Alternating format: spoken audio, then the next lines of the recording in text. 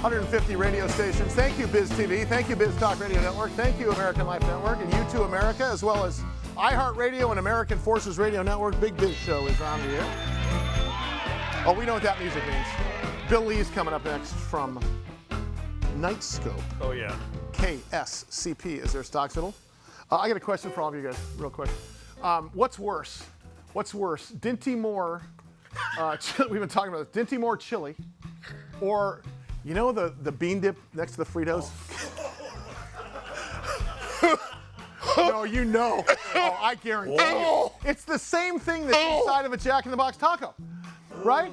Oh, when you have to, when you're making a taco, you're supposed to put the meat in, not spread it. Right? Oh my God. Let me give you a business thing. Do you know how many Jack in the Box tacos they sell every year?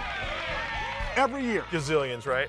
Bianca, look it up. No, you won't believe me if I tell you. Bianca, one of our producers, look up the amount of Jack in the Box tacos sold every year. And consider they're 99-cent tacos. So it's easy to find out what the revenue model is on that. Yeah. And basically, who doesn't, you know, while you're hucking, you know, Dinty Moore out of one hand cold after you leave the 7-Eleven, you know, nothing like nutritious. He's got one of those pre-mixed cocktails in his cup holder, and he's got a thing of Dinty Moore. Well, it's like 3 in the afternoon, a little snack. 554 million tacos. What? In the U.S. Jack in the Box. Start right here in San Diego, California. Food Yes. Maker Corporation. Jack Goodall. San Diego State guys. Yeah, so that's exactly right. Holy crap. Yeah, 554 million Fritos bean dip spread inside of those things. Because it's something. It's when they say meat product. Thank you. Right? Yeah. You know. It's at what part of the meat? Or why product? Like Lips and a-holes. Yeah. Wow. Do you want to see what's inside of the industrial sausage press? Yep. I don't want to see what's in there. No. But honestly, they were selling 550 million. So you're in great company. Of course, this segment brought to you by Swanson, who's Mike's Hungry Man dinner shirt. What was your favorite TV dinner as a kid? Salisbury steak. Salisbury steak? Come on, hungry man. It had to be the fried chicken. Apple cobbler, fried chicken. But you could buy the box of fried chicken by itself. Wow. Didn't realize. Not that I've done any Didn't research realize you were a connoisseur doing consumer tips today. Wow. You know what's really good?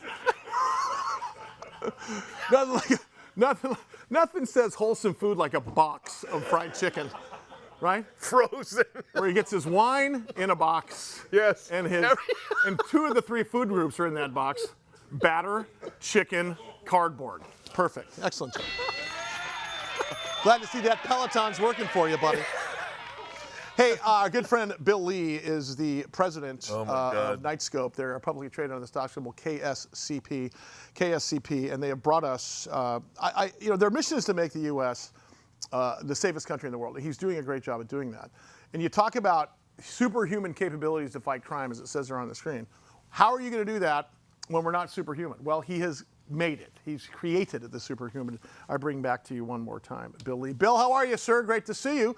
Are you outside of a factory, or are you on the run somewhere? No, we're outside Knightscope headquarters here. I've got a robot to keep an eye on Mike? on you guys, and we have no official comment on Dinty Moore. Thank you. Although you might see the new class of robots might be sponsored by. Yeah. Hey. Can we see that? Look at that. We just saw him go by. Can we see that again? That was so. Yeah. Look at that. I will tell you right now, if I'm walking at the Super Bowl, okay, or I'm walking at any event, I don't care if it's a Shakespeare festival, and that thing's moving around and it says police on it, I am not going anywhere near where he's at. No. It looks, first of all, it looks like the tip of a rocket ship, so who knows what's, but was that part of the design, Bill? Because we've never talked about this as actual what the thing looks like. Because this is a deterrent, correct? This is main thing, this is a deterrent. Yeah, but one thing you got to think about, we're not on the battlefield, right? So you got to have enough of a deterrence factor that you can scare away or at least get a criminal to do a second guess or a second look. Right. But you don't want to scare grandma or the kid. Yeah, right. So it's kind of like fine line. Like if the machine behind me was matte black, blaring all kinds of crazy audio with red lights, like the interview's over, right? We're not having that conversation. Citizen, pull over. Right, yeah, right. So you got to kind of thread the needle a little bit. You talk about 20,000 police agencies, 8 or 9,000 security agencies across the country, private security companies, and you've got a half a trillion dollar market out there. Talk about what this does when we start seeing mandates for augmented police forces, because police forces, as it is across the country, are having trouble hiring. It's just one of the byproducts of COVID and everywhere else. You guys are fixing that problem, and now you're going to see. I promise you, we're going to see more municipalities mandate this kind of augmented support for police forces and security companies. Are we hearing that yet? Is there? Oh yeah. Oh good. yeah. The rise of the robots is happening, and that's at the federal level, the state level, local. I've been talking to some key mayors. Everyone's hurting for public safety innovation, new advancement, new tools to help the officers and guards, and everyone's massively understaffed and don't have budget. So this is a good way to provide some automation to help those officers and guards actually do their jobs much, much more effectively. All of this is real time too, right, Bill? That's one thing we don't spend enough time talking about. This is real time, actionable sort of intelligence that you guys are gathering. Yeah, the great way to think about it is imagine an officer or guard can have their voice, have their ears and eyes at multiple locations at the same time on the ground. And they can literally be in a variety of areas, monitoring and talking down. You can actually speak through the machines. So there's a lot of capabilities at their fingertips. Bill, if one of your units is off by itself, and let's say there aren't any corresponding actual human police officers, is the information it's gathering, is that going back to a central station monitoring or a headquarters or something like that?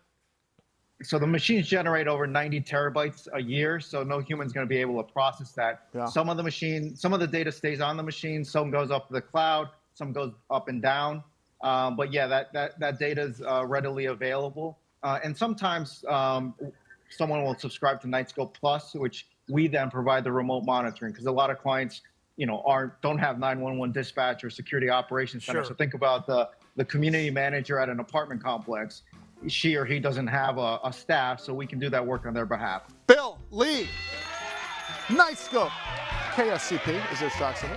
KSCP, Knightscope.com. Bill, thank you so much, pal. I want to get you in studio. I want one of these things in the studio. I want one out front of the studio.